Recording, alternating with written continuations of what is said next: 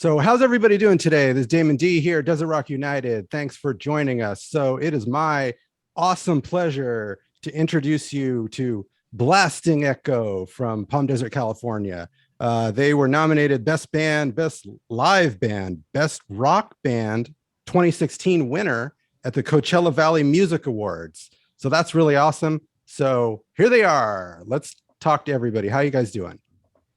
Doing great, buddy. Doing all right. Yeah. Awesome. So what we're going to do now is just go around and I want everybody to introduce yourselves so everybody knows who you are and the instrument that you play. So let's start with you, Mr. Wallace. My name's Joe. I play bass and add whatever I can songwriting wise, wherever necessary. I'm Josh Heinz. I play guitar and I sing. And yeah, that's who I am. Nice to meet everybody. I'm Armando. I play the drums and do a little bit of singing in the background.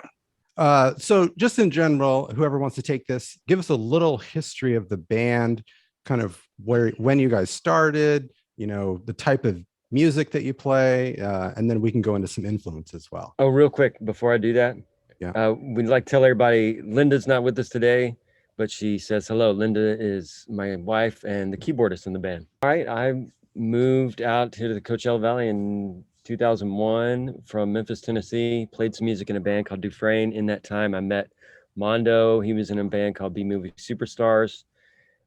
We weren't super close, but we knew each other. And then a buddy of ours, I met a guy named Jeff Fortson, and Jeff liked some of the music I was doing. Dufresne was ending, and Jeff liked the music I was doing, and Jeff had some songs that I liked. We went to Mondo's studio to try out drummers.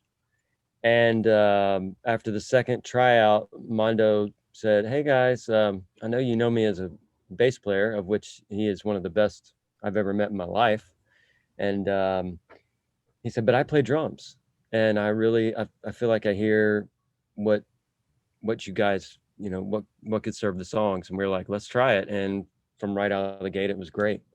And for him secretly loving the drums, he's really damn good at that too. Then Joe, we had a couple of bass players, didn't work out, and we knew Joe through some friends, and we put it out there that we were looking for a bass player, and Joe answered the call, and he's been with us for what, 6 years now? Seven? Yeah, since 2015. Yeah, 7 years. Joe is our longest tenured bass player officially now. Cool. Awesome. And it's great because we're all old and we all have kids, and so we all have a depth of understanding about trying to work that balance between playing music and taking care of family. And the best thing is we just have a good time together, not just playing music, but just talking and laughing and telling stories. Again, Joe's a fantastic storyteller, and he'll tell you stuff, and we'll just cut. You can just laugh for 20 minutes straight. It's great. From a bass perspective, or even music in general, what are maybe the top, 3 or 4 influences for you? Like, what got you into playing bass and being in a rock band? Originally, I was mainly inspired by punk rock music as a kind of a teenager growing up. I grew up in Oxnard, and in the Oxnard area, there's a huge, at the time, there's a huge local scene, the nardcore scene. A lot of big band, or to me, they were big. A lot of big local bands were putting out music and doing like shows for like $5 a show on Friday nights at the community center. So going to shows like that and actually knowing a few guys got me into it as far as like wanting to play bass. At that time, it was just kind of punk rock. I met a few guys at my school. We started a band, or they already had a band. They're looking for a bass player. I got into that, and it was more of kind of like alternative rock for a while. And at a certain point, once that band dissolved, I just kind of got out of it for years and years, didn't do anything. And then one day I went and saw a band, a live band, like a local band, and kind of got bit by the bug again. So bought a bass and got back to playing again. And just been doing it ever since, just kind of getting into it. Since then, my tastes have changed as far as influences. Now I listen to a lot of kind of like funk soul type music. Cool. Still punk rock, rock and roll. Yeah, just still I get influences from a lot of different variety of places. Reggae music, really big fan of reggae music too as well. So yeah, I'm not really tied to just one genre nowadays. Cool. And how do you feel having that diverse set of influences influences your playing? You know, playing the instruments. That's a good question. I listen to a lot of stuff that is probably like outside my ability to play. Actually, like I listen to a lot of like jazz music as well, so that's some bebop type jazz.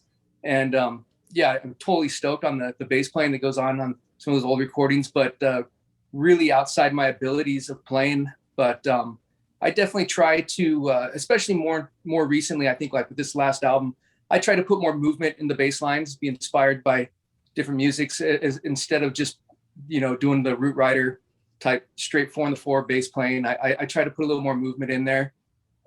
Sometimes I find that doesn't even work though. And usually I just kind of look for what suits the song. And if it's just hanging out on a root note, then so be it. Yeah. That totally makes sense. You don't want to be overly busy when you don't need to be. Yeah. So let's go to Mr. William Heinz as it shows on the screen. Yeah. Yeah. Let's see. I grew up listening to like the Doors and the Who when I was real little, and the Beatles with my dad. And then as I got older in my teen years, I got real into alternative rock, and Pearl Jam has been my favorite band for years, but love so many other bands, a lot in the same genre. Foo Fighters.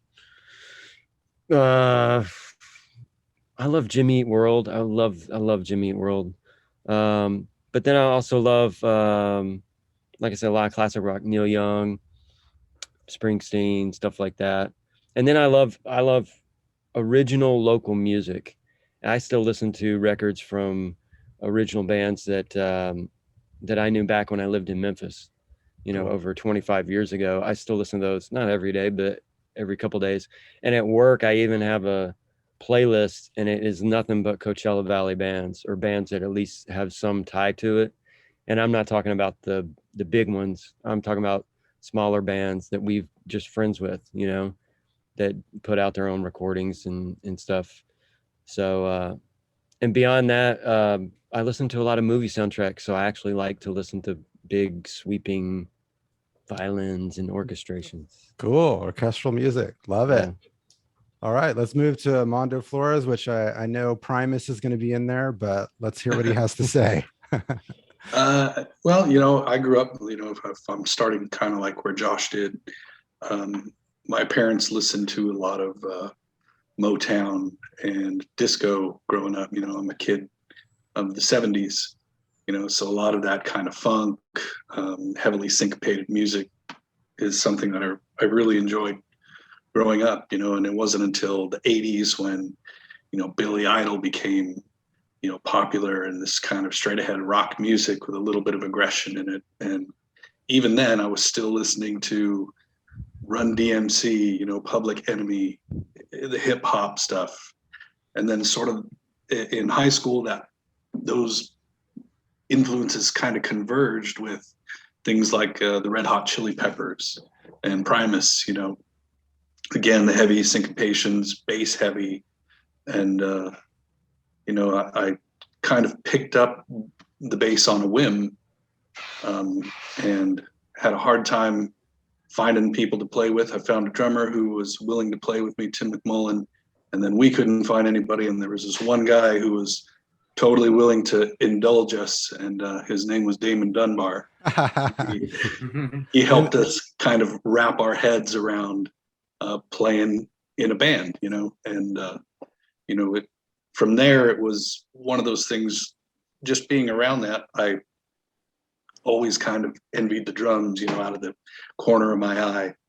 And it wasn't until I got, a studio space that a good friend of mine let me borrow a drum set, and I just really began sitting down and playing. And, as far as the drums go, the people I would say who influence me the most are actually my peers out here. You know, Cool. I've had the pleasure and a lot of really good drummers from the desert. And as a bass player, I got to play with a lot of them, and a lot of their influence rubbed off on me as a drummer. So, you know, I could cite a bunch of really awesome people, you know, that some people may or may not know, but it's the local scene out here in the Coachella Valley has probably had the most influence on me as a drummer. Wow, that's pretty awesome. I mean, I'm sure I know who some of those people are, and I've played with some of them, like Rob Peterson, Jeff Yeah. Bowman. You Yeah. know, the list is long. You know, Tim. Shout out to Tim McMullen. Yeah, Tim McMullen. Awesome. You know, yeah, we go way back. So everybody that's watching this, we go way back. Armando's correct. We played in his garage on Goleta, and I actually have a recording that I did on my 4-track that has his dog barking in the background. So that's where we actually grew up in dream homes way back. Mario Dream Homes. Yeah, what a leave out the way. So we go way back. So what I wanted to lead into next was, which Armando touched on, was the desert scene, or the desert rock, as people call it, or whatever that is. Like what is happening or has happened that in a place that, you know, is a little bit isolated. It's a lot larger now than when I was growing up, but what's in the dirt or the water that makes this place so creative and so many really cool artists coming out of this area? What do you guys think? Let's start with Joe on that. Like, or let's start with Armando on that. What's the special sauce in the dirt out there? The special sauce is boredom, man. There wasn't anything for us to do out here as kids. You know, I remember when the first iteration of the Palm Desert Town Center Mall came about, and as kids, we thought this was the greatest thing because we finally had something to do. You know, in high school, though, you know, you want to hang out with your friends, and there was no place like that for you for young adults. So we would literally go out to the middle of the desert. You know, someone would bring a generator, or you would park your cars around something and put on the headlights, and we would party out in the desert. You know, a lot of those spots that used to be there are now, you know, big condo communities or country clubs now. But I think that spirit is still alive in a lot of the folks out here. And people, you know, always tend to equate the desert with Caius and Queens of the Stone Age. But there's so much more out here. I mean, so much more. And it's been an amazing scene with an incredible amount of diversity. And I don't think I would have wanted to be anywhere else in my formative musical years than out here. Yeah, one of the things I'll say really quick on that point is that what I remember was you could have, you know, in the middle of nowhere, there's, like you said, they're in the middle, there's a generator and a keg and some lights or your car, but you'll get a speed metal band, then you'll get sort of quartet with like this jazz kind of long extended, yeah, you know, Zappa-esque. Yeah, and then you'll get a punk band, and then you'll get, you know, the Caius type music, and then you'll get, you know, a Latin flavored thing. So you just had like all kinds of different flavors of music. It wasn't just one thing. So yeah, and back then there was, you know, nobody was cliquish about it because the desert was so small. It was, you know, here's your entertainment choices. Yeah, that's it. You know? Very funny. So let's talk to Josh on that, since you're a transplant from Nashville, which everybody knows Nashville. What that actually Memphis. Oh, Memphis. Actually. Sorry, yeah, Memphis. So as a transplant, like, what is your take on why the desert has some creative, you know, musicians and a scene that keeps going? Yeah, I don't know what it is. I mean, I assume it is kind of the isolation that makes everybody so unique and so talented. I can say that living in a big city like Memphis, and of course I moved here at 26 or 24, I can't remember, but well, I've been here for 21 years, so I'm 46. Anyway, Memphis, it was kind of, it wasn't necessarily cliquish, but it kind of was like, well, in the north part of the city, it was heavy metal bands that played in that area. And in the Midtown, it was the alternative bands, and downtown obviously was blues. And then out in the suburbs, it was more commercial rock or whatever. And you just didn't necessarily run in all those fields. Your band played over here, your band played over here. Got here to the desert, and like Mondo was saying, all different types of bands play with all different types of bands. And sure, there are some shows that are mostly punk rock or mostly metal or whatever, but still there was like a band like the Hellions, who we've played with hundreds of times, not hundreds, but a lot. In Memphis, we wouldn't necessarily, Blasting Echo wouldn't necessarily be playing with a band like the Hellions. The Hellions would have so many other choices of their type of genre to play with that we wouldn't even be on their radar as another band to play with. So that's what's been great for me being here, is that I learned what a great community it can be, and you can be friends with people that play completely different types of music. And it also made every show where you got that, it made those shows more exciting. As much as I like to see rock and roll, it's good to see some funk, and it's good to see, some acoustic based music, or, singer songwriter stuff. That's what I love about the desert. And I think it's one of the biggest, strongest things about it, is that everybody supports each other's creativity, no matter what genre. Cool. And Joe, can you want to add on to any of that? Yeah, just to kind of build on what they said. I think the music community here is very tight, as opposed to like, honestly, I couldn't say about like how it would be in other areas other than like area where I grew up in Oxnard. We had a really tight music community there too. And when a community like that is tight and supportive of everyone, it just kind of helps. Everybody is, it's not really a competition, but everybody really wants to kind of support each other, but also yet keep their band like on the tip of everybody's tongue. So there is this a little bit of a competition, but not so much like best man wins or anything. It's just all about kind of trying to impress your friends, basically. And everybody's just trying to kind of promote the scene out here. And when I got into it out here in the desert, I think it was maybe about 2008, I believe. But I hadn't been playing in years, but I picked up a bass, started playing, and within like a couple of weeks, I was in a band, and a few more weeks later, I was in another band. And I just think, like, where else could you be where you could just like pick up your instrument and just go for it, put yourself out there, and next thing you know, you're doing shows. And I've been doing it consistently ever since I started. And I just think that's kind of amazing. I don't know any other environment that I could do that in. I mean, I'm a mediocre bass player, but yet I can still play, like get playing bands, do shows and everything, and kind of basically live the dream. So Awesome. Yeah, it's been a good time out here. Cool. It's really cool to hear that. And it looks like we have a visitor. Mondo, you want to introduce a visitor we have that's joined us? This is one of our Sphinx cats, and her given name is Noferatu. A little play on words there, but we just call her Tootie. Cool. Awesome. So let's get into the releases here. So 2013, you had The End Is Still So Far. 2016's Uso Tsuki Mendax, if I pronounced that correctly. Is that correct? Tsuki Mendax. All right, there we go. And we have a release as of yet to be named that's coming out later this year. Is that correct? If by hell or high water, it will come out by the end of this By year. hell or high water.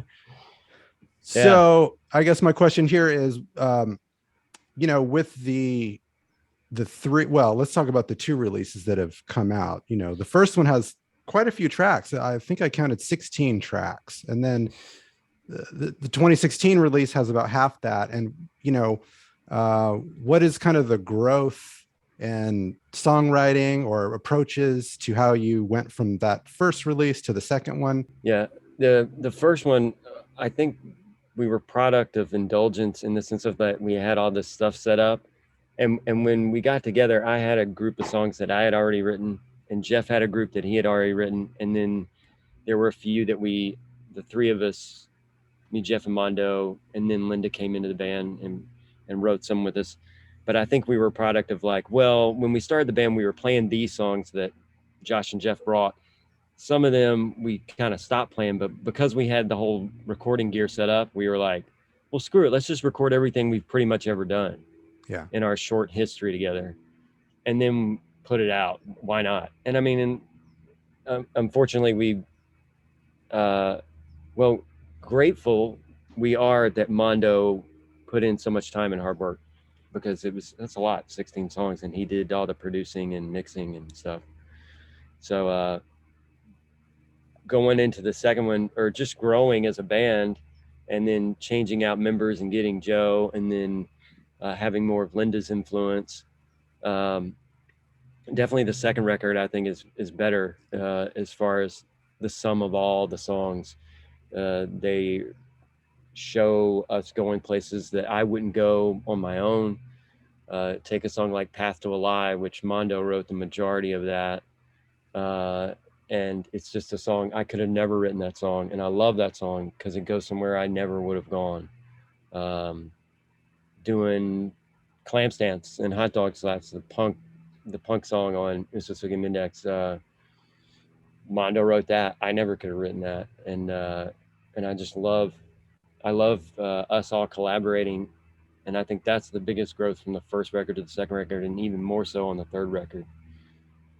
Cool. Yeah, I think everybody beginning to put in more of their individual influence with each album we do. You know, like Josh said, he came with a grip of tunes ready to go for the first album, him and Jeff.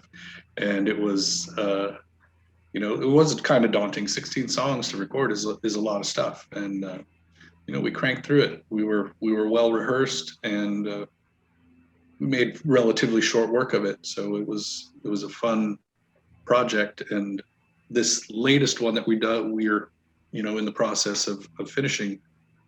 I finally told everybody, I would actually like to just sort of focus on being the drummer this time, so we kind of employed our good pal Rob Peterson, who's got a way better home studio than I ever had, and kind of tasked him with doing what he would do for us. And we went for a slightly different sound. I think we're capturing that slightly different sound, and like Josh said, come hell or high water, we're going to try and get this thing out.